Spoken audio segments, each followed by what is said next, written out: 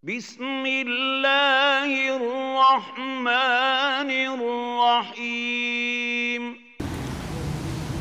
السلام عليكم ورحمة الله وبركاته.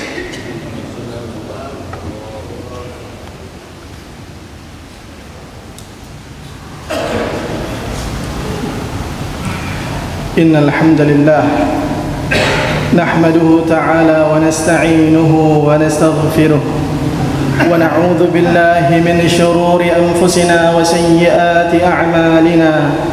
من يهده الله فلا مضل له ومن يضلل فلا هادي له.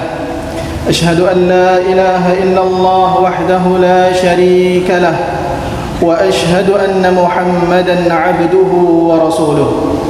يا أيها الذين آمنوا اتقوا الله حق تقاته ولا تموتن إلا وأنتم مسلمون.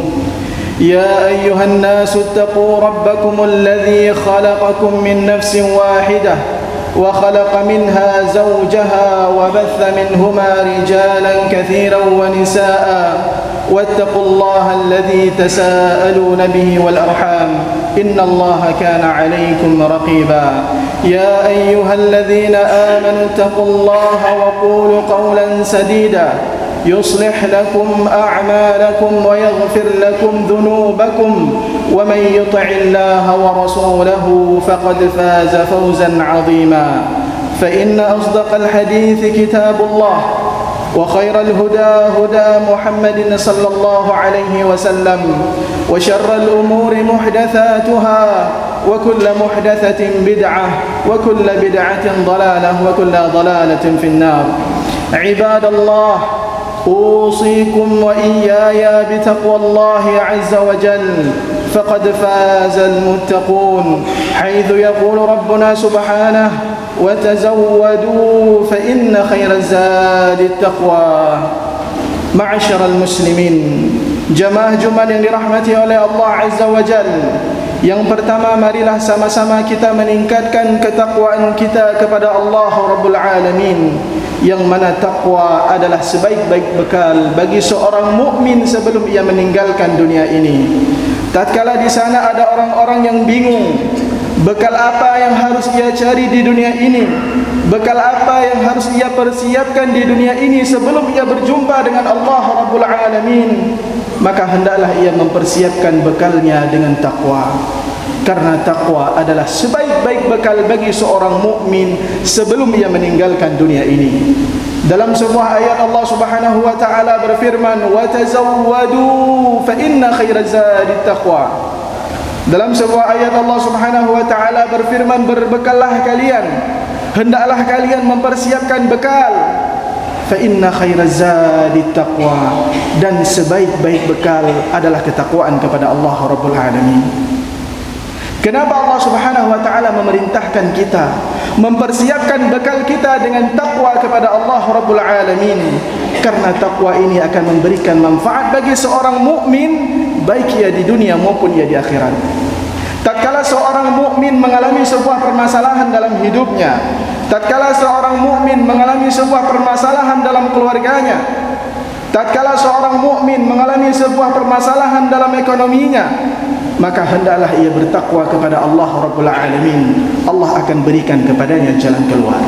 Allah Subhanahu wa taala akan memberikan solusi kepada orang-orang yang bertakwa. Bukankah dalam sebuah ayat Allah Subhanahu wa taala telah berfirman, "Wa may yattaqillaha yaj'al lahu makhraja wa yarzuquhu min haitsu la yahtasib." Kata Allah Subhanahu wa taala, barang siapa yang bertakwa kepada Allah Azza wa Jalla, yaj'al lahu makhraja, Allah Subhanahu wa taala akan berikan kepadanya jalan keluar. Takwa adalah solusi bagi setiap permasalahan yang dialami oleh seorang mukmin. Wa yarzuquhu min haitsu la yahtasib. Kemudian Allah Subhanahu wa taala akan memberikan rizki kepada orang-orang yang bertakwa dari arah-arah yang ia tidak pernah menduganya. Allah Subhanahu wa taala akan mengirimkan rizki kepada orang-orang yang bertakwa dari arah-arah yang ia tidak pernah menyangkanya. Dan kemudian Allah Subhanahu wa taala akan menjadikan perkara-perkara orang-orang yang bertakwa menjadi ringan. Allah Subhanahu wa taala akan menjadikan urusan-urusan orang yang bertakwa menjadi mudah. Dalam sebuah ayat Allah Subhanahu wa taala berfirman, "Wa may yattaqillaha yaj'al lahu min amrihi yusra." Kata Allah Subhanahu wa taala, barang siapa yang bertakwa kepada Allah Azza wa Jalla, Allah akan menjadikan urusan-urusan mereka itu menjadi mudah. Ma'asyiral muslimin rahimani wa rahimakumullah. Oleh kerana itu Nabi kita sallallahu alaihi wasallam senantiasa berwasiat kepada para sahabatnya, senantiasa berwasiat kepada umatnya agar selalu bertakwa kepada Allah Azza wa Jalla dimanapun dan kapanpun. Dalam sebuah hadis Nabi sallallahu alaihi wasallam, beliau pernah bersabda, "Ittaqillaha haitsu ma kunta." Kata Nabi sallallahu alaihi wasallam, bertakwalah kalian dimanapun kalian berada. Kata takwa adalah kata yang sangat sering kita dengar. Bahkan setiap Jumat khatib selalu mewasiatkan untuk bertakwa kepada Allah Azza wa Jalla. Namun apa itu takwa? Apa itu takwa? Oleh karena itu para ulama menjelaskan, yang dimaksud dengan takwa yaitu an taj'ala bainaka wa baina 'adzabillahi wiqayatan. Kata para ulama, takwa itu adalah engkau menjadikan sesuatu yang mana sesuatu tersebut dapat menghalangi antara dirimu dengan azab Allah, maka inilah takwa. Tatkala seseorang mengerjakan sebuah perintah yang mana perintah tersebut telah diperintahkan oleh Allah dan Rasulnya, dengan mengerjakan perintah tersebut akan menghalangi dirinya dari azab Allah, maka inilah takwa. Tatkala seseorang meninggalkan sebuah larangan yang mana larangan tersebut telah dilarang oleh Allah dan Rasulnya, dengan meninggalkan larangan ini akan menjauhkan dirinya dari azab Allah, maka inilah takwa. Ma'asyiral muslimin rahimani wa rahimakumullah.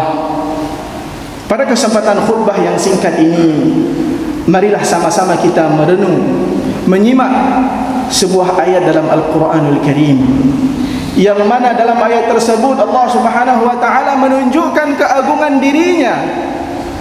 Allah Subhanahu wa taala memberitahukan kepada kita bahwasanya Allah memiliki nikmat yang sangat luas, bahwasanya Allah Subhanahu wa taala memiliki nikmat yang sangat banyak.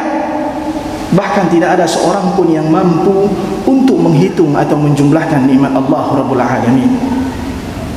Dalam sebuah ayat Allah Subhanahu wa taala berfirman, "Wa in ta'uddu ni'matallahi la tuhsuha."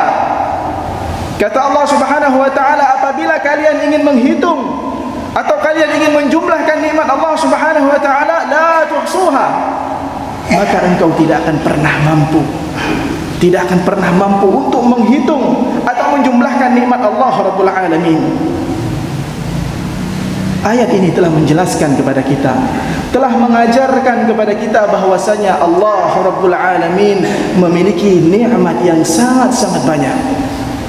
Bahwasanya Allah Subhanahu wa taala memiliki nikmat yang sangat-sangat luas.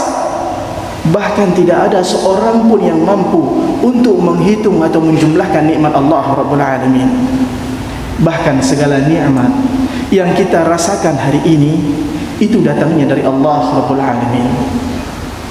Dalam sebuah ayat yang lain Allah Subhanahu wa taala juga pernah berfirman, "Wa ma bikum min ni'matin faminallah." Kata Allah Subhanahu wa taala, tidaklah nikmat yang ada pada kalian melainkan datangnya dari Allah Subhanahu wa taala. Ma'asyiral muslimin rahimani wa rahimakumullah. Terlalu banyak nikmat yang telah Allah curahkan kepada kita. Terlalu banyak nikmat yang telah Allah berikan kepada kita. Dari kita lahir sampai hari ini, dari kita tidur, dari kita bangun tidur sampai kita tidur kembali, bahkan di dalam tidur pun kita berada di dalam nikmat Allah Rabbul Alamin. Di antara nikmat yang besar yang Allah Subhanahu wa taala berikan kepada kita hari ini, yaitu Allah Subhanahu wa taala memberikan keimanan di dalam hati kita, yang mana nikmat iman telah membedakan di antara orang-orang yang beriman kepada Allah dengan orang-orang yang tidak beriman kepada Allah Azza wa Jalla. Nikmat keimanan telah membedakan di antara surga dan neraka, yang mana orang-orang yang beriman kepada Allah Rabbul Alamin tempat kembalinya adalah surganya Allah Rabbul Alamin. Namun orang-orang kafir, orang-orang yang tidak beriman kepada Allah, tempat kembalinya adalah neraka. Sebagaimana Nabi SAW, beliau pernah mengkhabarkan kepada umatnya dalam sebuah hadisnya, la tadkhulunal jannata hatta tu'minu. Kata Nabi SAW, kalian tidak akan pernah masuk surga hatta tu'minu, sampai kalian beriman. Nabi SAW menjadikan keimanan seseorang sebagai standarnya seseorang untuk bisa masuk ke dalam surganya Allah Rabbul Alamin. Seseorang yang tidak memiliki iman di dalam hatinya, ia tidak akan pernah bisa masuk ke dalam surganya Allah Rabbul Alamin. Dan kemudian di antara nikmat yang besar yang Allah Subhanahu wa taala anugerahkan kepada kita hari ini, Allah Subhanahu wa taala memberikan kepada kita kesehatan badan. Yang mana ini adalah sebuah nikmat yang sangat besar dari Allah Subhanahu wa taala. Betapa nikmat mata yang melihat, betapa nikmat telinga yang mendengar, betapa nikmat lisan yang mengucapkan, dan betapa nikmat kaki yang bisa melangkah. Ini adalah nikmat yang besar yang Allah Subhanahu wa taala berikan kepada kita hari ini. Namun kebanyakan dari manusia melupakan nikmat ini. Kebanyakan manusia lalai untuk mensyukuri nikmat kesehatan. Sebagaimana yang telah dikhabarkan oleh Nabi SAW, ada dua nikmat yang mana dua nikmat tersebut sering dikufuri oleh manusia. Dua nikmat tersebut kebanyakan manusia lalai untuk mensyukurinya. Dalam sebuah hadis Nabi SAW, beliau pernah bersabda, ni'matan maghbunun fihima katsirun minan nas. Kata Nabi SAW, ada dua nikmat yang mana dua nikmat tersebut kebanyakan manusia lalai untuk mensyukurinya. Kebanyakan manusia tidak mensyukuri dua nikmat tersebut. Dua nikmat tersebut yaitu as-sihhatu wal faragh, kesehatan badan dan waktu yang luang. Betapa banyak dari kita hari ini mengeluh telah memiliki kesehatan badan, telah luang, merasa seakan-akan dirinya tidak memiliki nikmat. Seakan-akan nikmat hanyalah berupa harta, seakan-akan nikmat hanyalah berupa uang, dan seakan-akan nikmat hanya berupa kendaraan-kendaraan dan rumah-rumah mewah. Nikmat kesehatan badan dan waktu yang luang adalah dua nikmat yang telah Allah berikan kepada kita hari ini. Namun nikmat ini sering dikufuri oleh manusia. Ma'asyiral muslimin rahimani wa rahimakumullah. Bahkan Nabi kita SAW, beliau pernah mengkhabarkan kepada para sahabatnya agar menggunakan waktu sehat sebelum datang waktu sakit. Dalam sebuah hadis Nabi SAW, beliau pernah bersabda, "Igtanim khamsan qabla khamsin." Kata Nabi SAW, pergunakanlah 5 waktu sebelum 5 waktu datang. Salah satunya Nabi SAW menyebutkan nasihata qabla saqamik. Hendaklah kalian mempergunakan masa-masa sehatmu sebelum datang masa sakitmu. Ma'asyiral muslimin rahimani wa rahimakumullah. Terlalu banyak nikmat yang telah kita terima dari Allah Subhanahu wa taala. Terlalu banyak nikmat yang Allah Subhanahu wa taala berikan kepada kita hari ini. Namun setiap nikmat yang kita rasakan ini akan diminta pertanggungjawaban oleh Allah Subhanahu wa taala. Dalam banyak ayat Allah Subhanahu wa taala memperingatkan manusia agar bersyukur akan nikmat Allah Rabbul Alamin. Di antaranya Allah Subhanahu wa taala berfirman, "Ya ayyuhan nasu dzkuru ni'matallahi 'alaikum. Hal min khaliqin ghairullahi yarzuqukum minas sama'i wal ardh." Dalam sebuah ayat Allah Subhanahu wa taala berfirman, "Wahai segenap manusia, hendaklah kalian mengingat-ingat nikmat yang telah Allah berikan kepada kalian."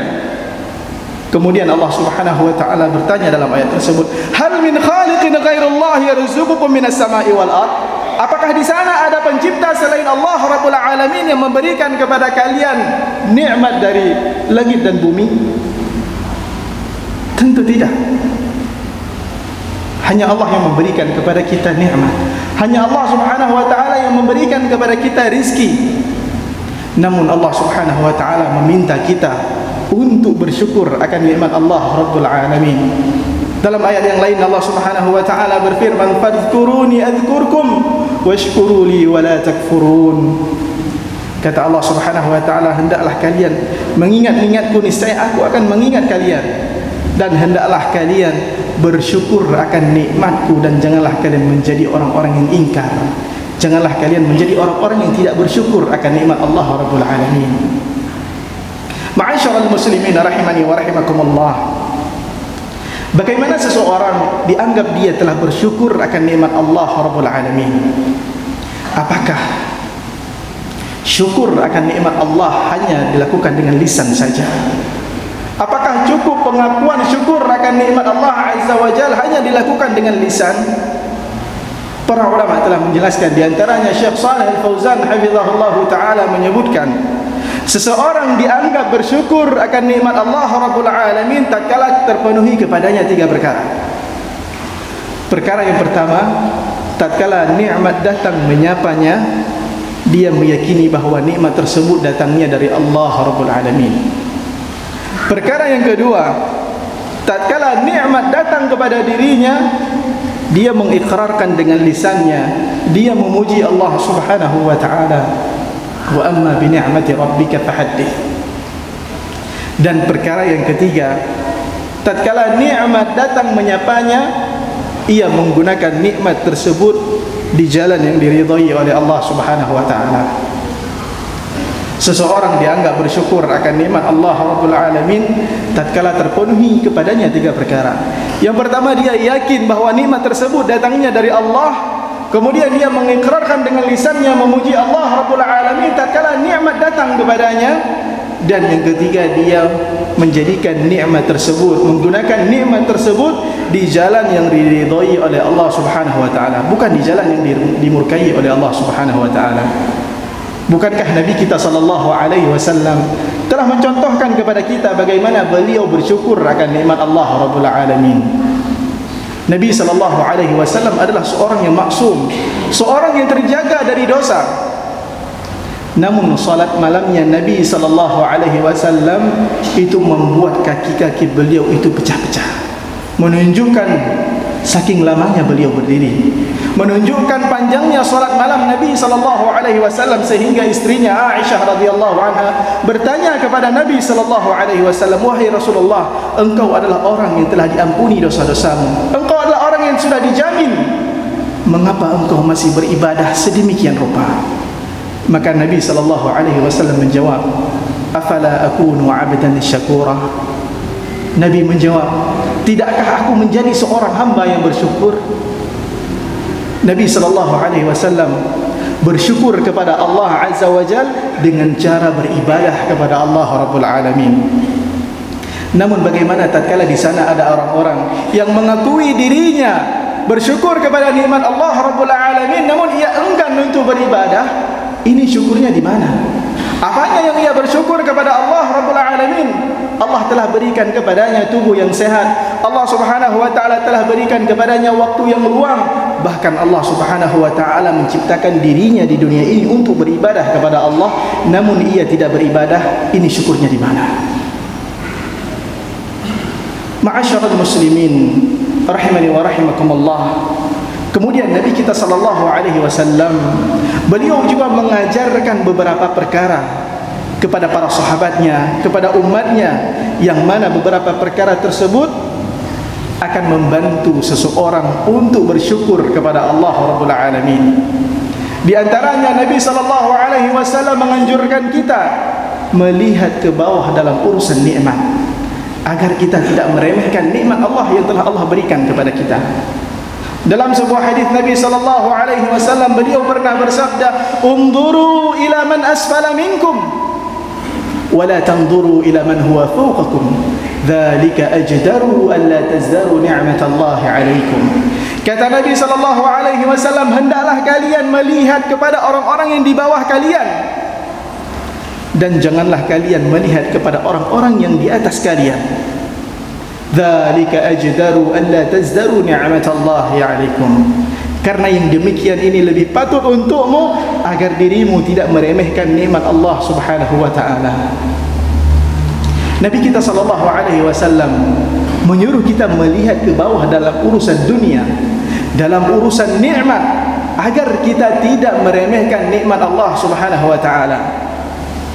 Namun dalam perkara akhirat, dalam perkara kebaikan, Allah Subhanahu wa taala menyuruh kita, menganjurkan kita agar berlomba-lomba dalam kebaikan.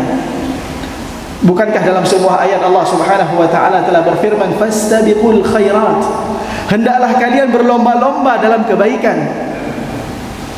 Dalam perkara dunia kita disuruh melihat ke bawah, namun dalam perkara kebaikan kita disuruh berlomba-lomba agar kita tidak meremehkan nikmat Allah Subhanahu wa taala. Ma'asyiral muslimin rahimani wa rahimakumullah, jamaah Jumat yang dirahmati oleh Allah Azza wa Jalla, terlalu banyak nikmat yang Allah Subhanahu wa taala berikan kepada kita, dan di antara perkara yang membantu seseorang agar bersyukur kepada Allah Azza wa Jalla yaitu melihat ke bawah, bukan melihat ke atas. Seperti tatkala orang-orang na urang getanya mantang tai honda bersyukur kepada Allah Azza wa Jalla, dugna urang yang hana honda mantang jangan dapat. Getanya yang mantang jangan dapat bersyukur kepada Allah Azza wa Jalla, dugna urang yang hana gaki hanangan gejak. Beginilah harusnya seorang mukmin memandang nikmat Allah yang telah Allah berikan kepadanya, bukan justru kebalikannya. Bukan justru dalam perkara akhirat kita melihat ke bawah, seperti orang-orang yang mengatakan lung nasi lung jauh masjid 3 minggu 3 tahun. Sungguh ini adalah pernyataan yang keliru. Karena dalam urusan kebaikan, dalam urusan akhirat kita diminta untuk berlomba-lomba, bukan melihat ke bawah.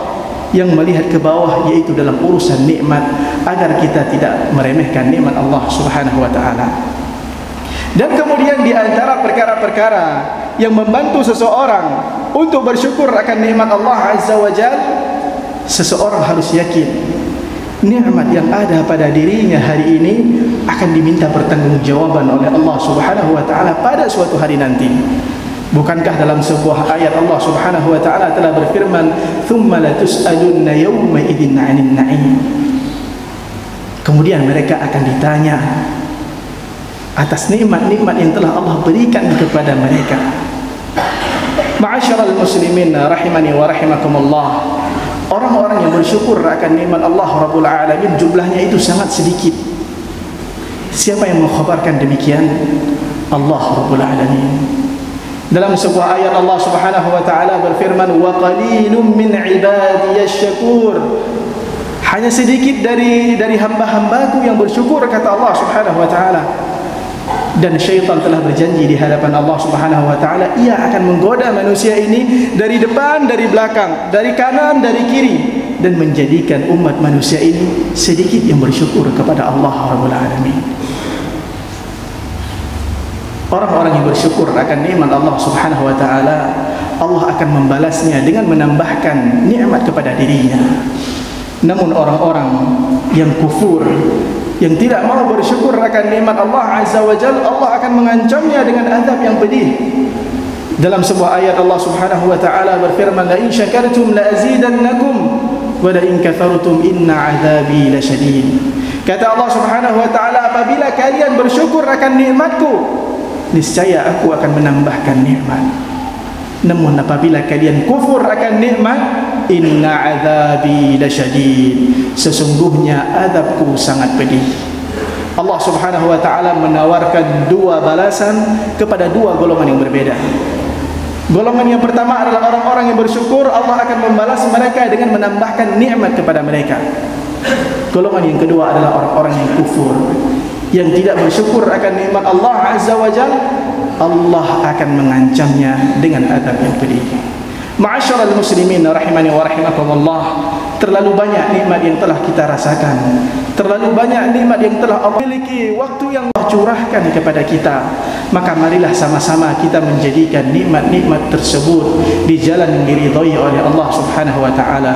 Marilah kita bersyukur akan nikmat Allah Azza wa Jalla dengan cara beribadah kepada dirinya. Keadaan yang kita keluhkan hari ini adalah keadaan yang didambakan oleh banyak orang. Aqulu qawli hadza astaghfirullah li wa lakum wa sa'iril muslimin min kulli dhanbin fastaghfiruhu innahu huwal ghafurur rahim.